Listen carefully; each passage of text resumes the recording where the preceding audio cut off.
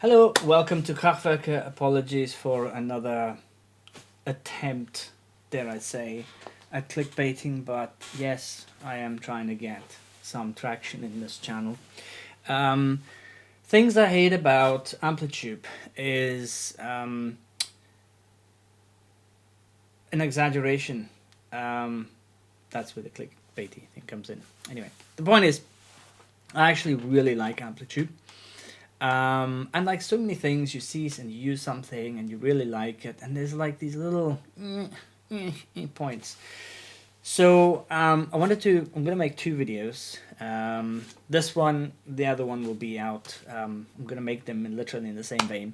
So the things I dislike about Amplitube, but please look out for the next one, which is things I love about Amplitube, because I love way more than I dislike, and this is really nitpicking, because there's a couple of things I'm not so sure why they did it.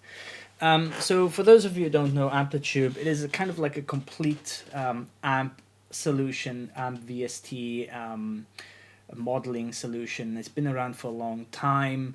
I feel it's quite different from the other. See, I'm already starting to up it rather than go to the negative points. They do things differently than most. Most amp sims nowadays are modeled, so every component is kind of digitally modeled and how it reacts. But one of the things that I think they all kind of lack is that they're either overcomplicated. They tend to be a bit funny. I've used quite a few, by the way, and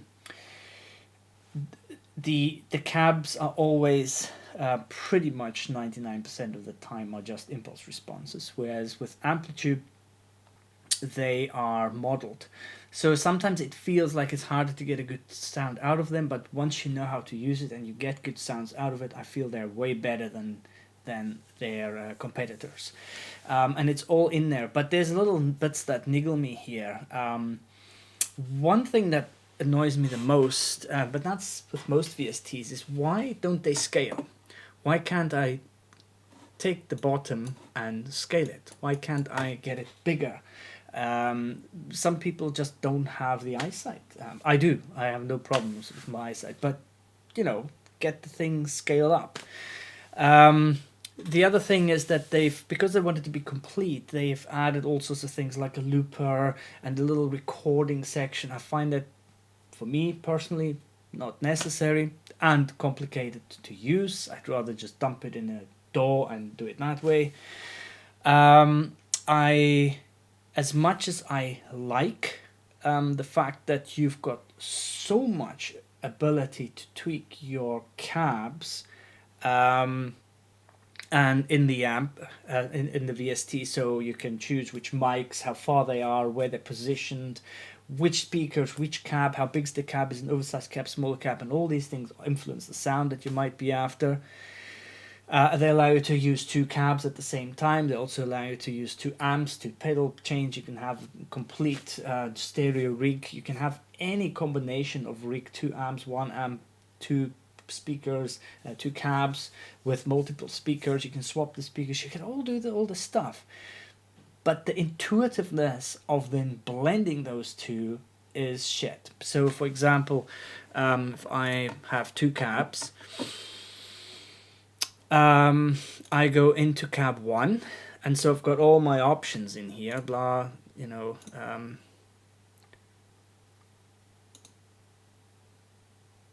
oh yeah, okay, sorry, let me just choose a different cab. So I can choose my cab, I can separate the speakers out, I can choose which room, I can choose how wide the stereo image is for the room mics, how close, how loud. I can go and blend all these mics together, the original DI signal with the room mics, with the SM57, with the condenser, whatever I've used, and I do that for both.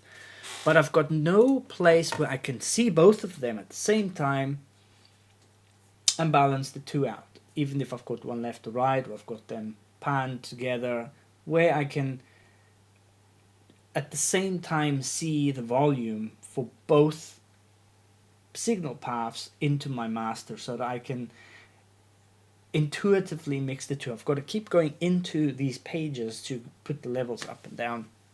There's some volumes and stuff down the bottom too, but again, because they're not next to one another, you can't say, okay, here's this one's this much, this one's that much.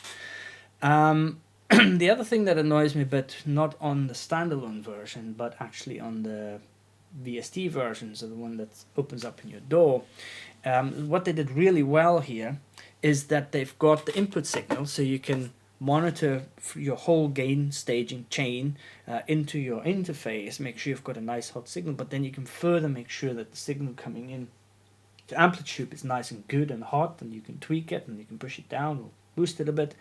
And then you've got another input level, which is the input level not of the VST, but then of the actual signal chain of pedal boards and amps and all that kind of stuff. However, that first input disappears in the in the DAW. So when you put up the VST that goes in the DAW, that first one disappears. So you don't have that overview of where am I with my signal. You've got to kind of record a little bit and see how your how your levels are, and then okay, I'm happy with that, and then you can carry on. So again, it's kind of like, why did that fall out in the VST version? Because it's very, very usable in there. The other thing that annoyed me a little bit was the fact that there's no button which goes to a help, to the full manual. So I'm in the software, I click a button and my PDF opens up, or a website opens up with the full. You've got to go into your IK Multimedia account, go search around in all your stuff, and then eventually you'll find, oh, here's a downloadable manual. I find that a little bit odd. It should be right there, because although the interface is terribly intuitive, if you know amps and pedals and you know roughly about recording, everything makes complete sense. But there's certain little bits where you just want to make sure, what is this? Which does that actually turn up or down? I'll give you an example. I wanted to know that if the first inputs and the two inputs are the same. Is the first one for the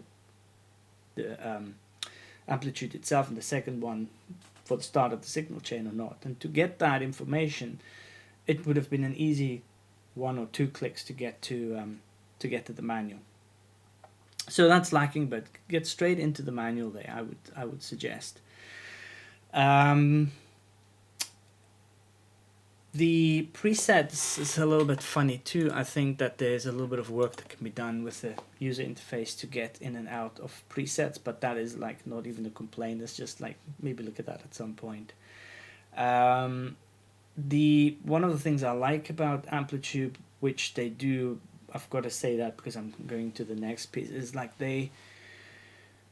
most of their stuff, from what I understand, is licensed, so they don't fall in that category, which I hate so much, is when somebody just copies a whole bunch of amps and dumps them into VST, and the original creators of the amps and stuff, I get no kickback from it.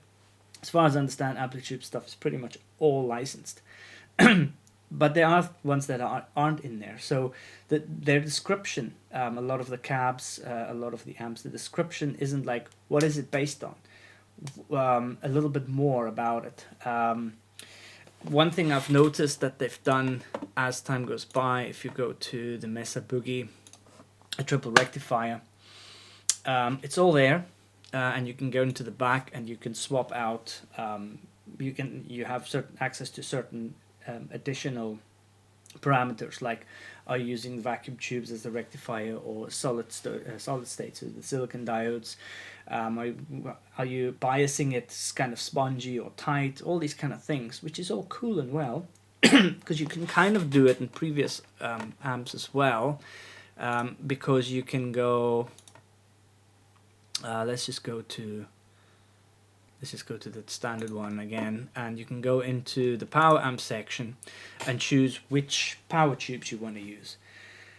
The power tubes aren't the whole picture in a power amp. There's also a certain bit about the wiring and the feedback loop, and there's also quite a bit in there and how it responds in how the power tubes are biased. So that's not enough, and if you are competing with the likes of bias effects, they've got everything there to tweak about. Now, I don't want them to do that because it's bullshit. I mean, you're literally just sitting there with a million options, taking you away from actually doing what you're supposed to be doing, which is making music and nice riffs.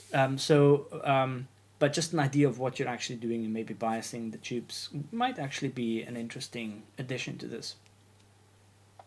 Otherwise, I have no complaints. I think that it is just a very, very well thought out piece of kit. Anyway, that's it from what I don't like. Please like and subscribe, and please check out the next video, which is all the things I love about Amplitube. Thank you very much.